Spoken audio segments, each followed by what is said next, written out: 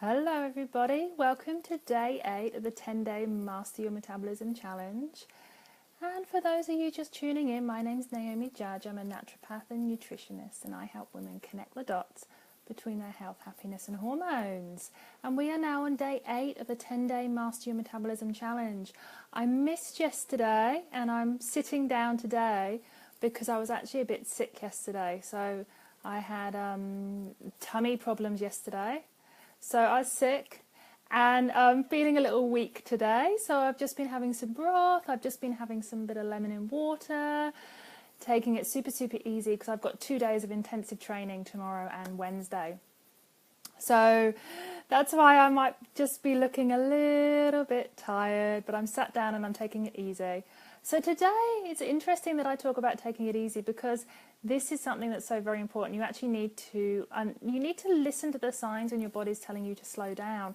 And sometimes we get caught up in the day-to-day life of things we have to do, busyness, things we have to do, busyness, all of these kind of things. So you need to take a step back. And so that's why I wasn't on yesterday and I'm resting today, but I'm back today chatting to you. So today is day 8 of the 10-day Master Your Metabolism Challenge, and we've been talking about so much. But I wanted today to talk to you about a few myths, a few metabolism myths that I hear all the time.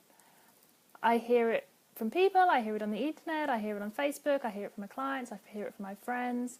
And I just wanted you to get these metabolism myths out of your brain because sometimes it can cause you to do the wrong thing. Or you can think the wrong thing about your metabolism and then you end up slowing it down, you end up really having a negative impact on your metabolism instead of the positive impact that you could have. So one of the first myths is if you skip meals, it slows your metabolism down. Hence why for a long time you may have had people telling you you should snack all the time, have lots of small meals, 6 or 7 small meals a day, it will keep your metabolism going. And eating more frequently doesn't change your metabolism. In fact, eating more frequently can lower your progesterone, so it can affect your thyroid. And so skipping a meal does not slow down your metabolism. What slows down your metabolism is not eating the right things at each meal. So if you skip breakfast, but you had a wonderful dinner, you had a dinner that was, had some great carbohydrate in, like sweet potato, you had some chicken, and maybe you had lots of vegetables. Hi Sam, thanks for joining me today. I was just saying I was off yesterday because I was actually a bit sick, very sick yesterday, tummy sick. And so today I'm just taking it easy and I'm just trying to stay in a nice Zen state, hence why I'm kind of sitting down. And I'm still in my casual clothes. But we're talking about metabolism myths today, and one of them is if you skip a meal, your metabolism slows down. And I'm just saying that's not true. If you skip meals and you don't eat enough food, and at one meal you have a bit of salad, and at the next meal you have a rice cracker, then yes, that your metabolism will slow down. But if you eat really good meals and 2 really good meals a day and you were to skip a meal, then no, that would actually help your metabolism. It actually helps to reset your metabolism. So don't be scared to miss a meal, but only miss meals if you're eating really well. If you're not eating well and you have a pizza for dinner and then you skip breakfast and then you have some kind of sweet for lunch the next day, or you have something that's not so good, or you just have a little bit of a sugary Chinese meal, then yeah, that's going to affect your metabolism and you shouldn't skip food. But if you had 2 really great meals a day and you're not hungry and you skip a meal, that's not going to slow your metabolism down. The second one is exercise. So a lot of people say if you don't exercise, your metabolism slows down. If you don't exercise frequently enough, your metabolism slows down. And that's not entirely true either, because I'm losing my words today. Over-exercise can negatively impact your metabolism. So if you go every single day, train, and push, your metabolism is going to reach a point where it just doesn't know what to do and it can't go any further. Hence why some people that do intense exercise every single day, they go to the gym 7 days a week, they run and then they do other things in between going to the gym, they notice that they reach this sort of peak point of weight loss and they can't get below that peak point of weight loss. So it's important to know that even if you don't exercise, you can still have a good metabolism. So if you're eating fantastically and just going for walks, your metabolism is going to be fine. If you're giving your metabolism the fuel it needs, which is the most important thing, your metabolism won't slow down if you're not going to the gym every day. You can upregulate your metabolism. We've talked about that, doing intense interval exercising, doing some yin things like yoga. So there are types of exercises which stimulate your metabolism and help your hormones like growth hormones and cortisol and progesterone and estrogen. But it's just not true that if you're a non-exerciser, as long as you're healthy, it's not going to stop your metabolism. So if you're going through a period of not being able to exercise due to illness, or like me, should be going to yoga today, but I'm under the weather, and then I won't be going to yoga for the next couple of days because I've actually got a 2-day intensive conference I've got to go to. So there won't be any room for exercise, but it won't affect my metabolism because as long as I'm giving the metabolism the foods that it needs, the nourishment that it needs, and then I can start the exercise back up. So don't let that freak you out, because I know some people worry if they have a period of off exercise, it affects their metabolism.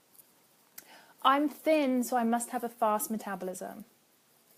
That's not true. So being skinny, being thin isn't a reflection of your overall metabolism.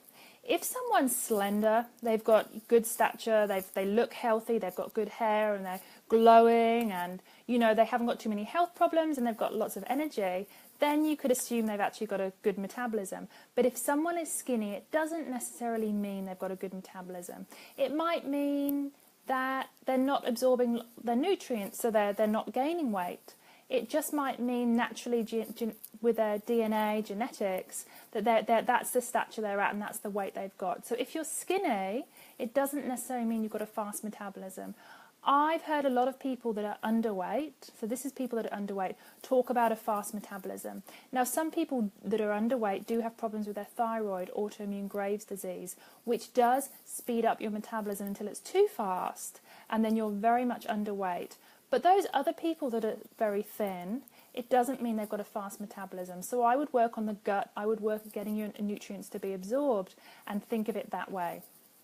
Another one is, and I like this one, I am always hungry, so my metabolism must be too fast. And so this is where people are getting confused with feeling hungry, the food is actually being emptied from their stomach, and so then they're getting hungry again, and they're thinking that's their metabolism. But really you're hungry because your body's unable to get the nutrients from the food. So if you're having 3 wonderful meals a day, but you're still hungry, then you've got to look at your digestion. Why aren't you absorbing the fats? Why aren't you utilizing the amino acids? Why aren't you utilizing the starch? Why aren't you turning into glucose for energy? What's going on that you're still hungry? Have you got a parasite? Have you got candida? Have you got a fungal infection? Have you got a duodenal ulcer? There's all sorts of things that can lead to hunger, but it doesn't reflect your metabolism.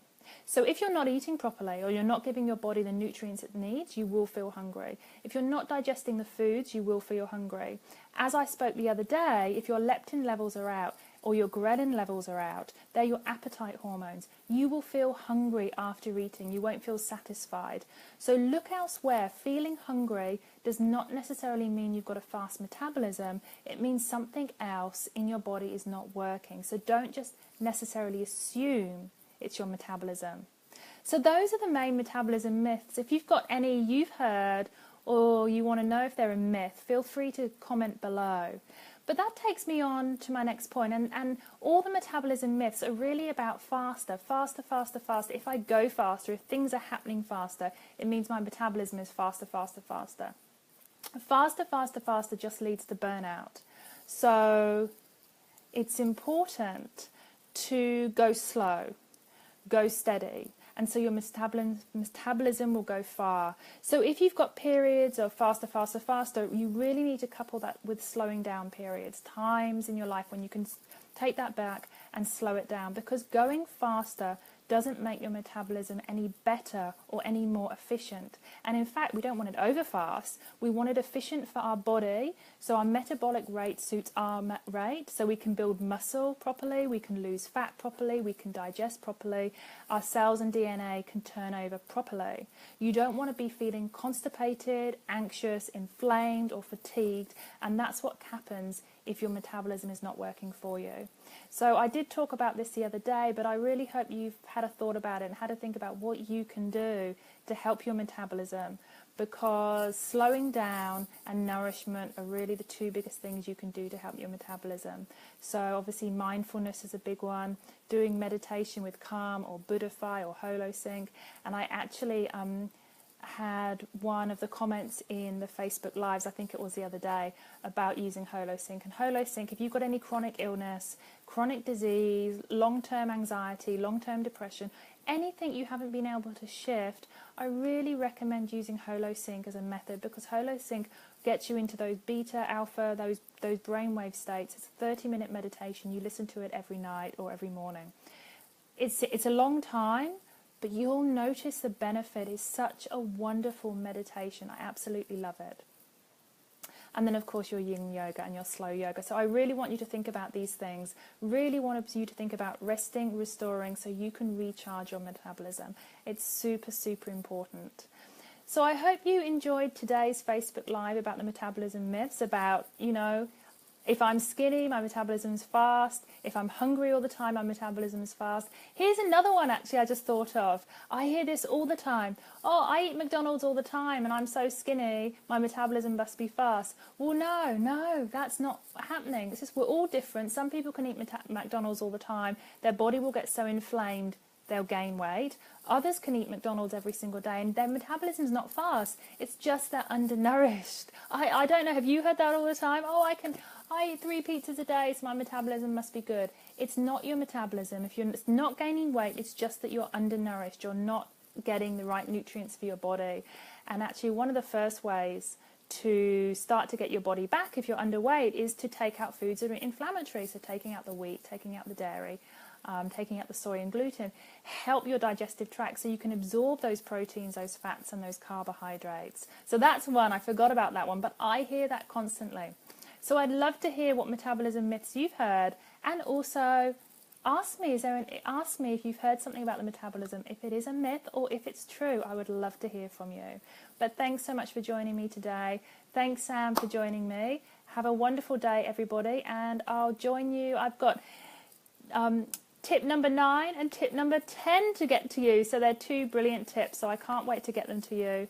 Anyway, love chatting to you all today. Take care and have a fabulous day. Bye-bye.